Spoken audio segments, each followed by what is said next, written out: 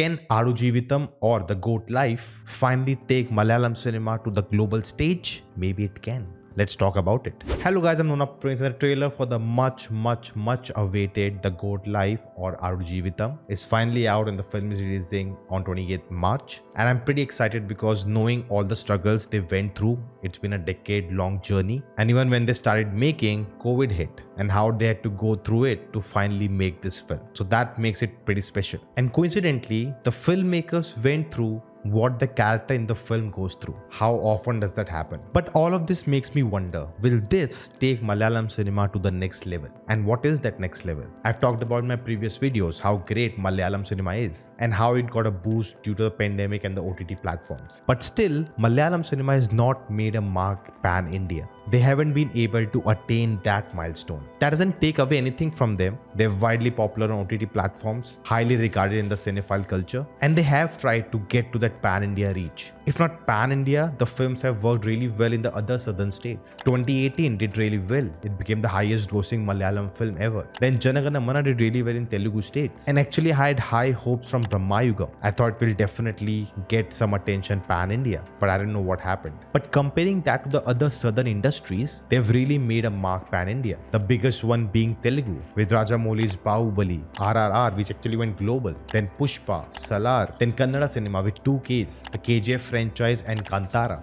These films penetrated into the deeper sections of the country. And with Tamil also, it's slower, but they're definitely striving for it. And of course, there's a big difference that most of these films are very mass, whereas Malayalam offers more niche films. Now, knowing all this, how can The Goat Life make a mark? Because the film has factors that indicates the potential it has to do it. And the first one is that it's an adaptation of a book, which means that it is already an established IP and intellectual property. They're already fans of it. People know the story. It works. So the doubt of will the story work or not is already proven. Now it just all depends on the execution of it. And also because the book is famous, it is sold so many copies, there's a genuine hype to watch the film. That would probably not be the case if it was just an original film. Second is the universality of the story. It's a survival drama. It's a human story. It's a fight against all odds for survival. It's about the will to live, to be stuck in a desert. So you're following the journey of this character. So it's all about what he goes through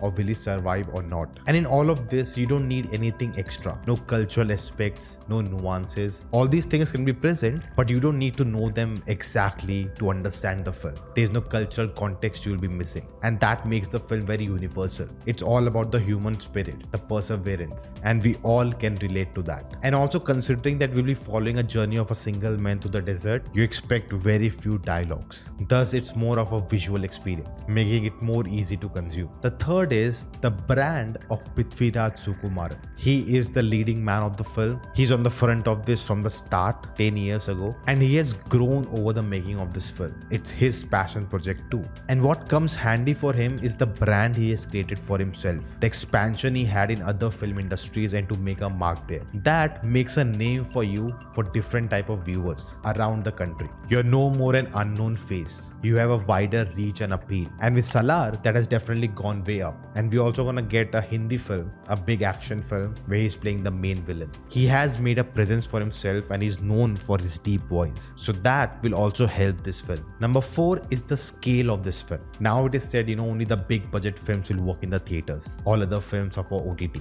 Now in case of this film, the story demands it to be big and epic. It's need to be mounted on that epic scale. And we have seen the trailer. It is meant to be experienced on the big screen. It's not something you would want to watch on OTT. And those epic visuals are complemented by amazing music from A.R. Rahman. That also helps. And last, number 5 will be the intention. The intentions of the makers, that they're already going big with this film. They made the film. They decided we have to go pan-India. Everything is already in place. And over that, they're already talking about planning a campaign for the Oscars. There are talks about going into different film festivals. They have put out 2 behind-the-scene videos, which tells you that while making the film itself, they were preparing, they were getting ready. So I really appreciate this proactive approach from them, that they are taking it on. They are not waiting, let's just go Malayalam first, then other languages, then we'll think about later Oscars. If they believe in the product, if they think they have done it and they can go that far, you have to be prepared for it, which it looks like they are. But the most important thing is yet to happen. The finale.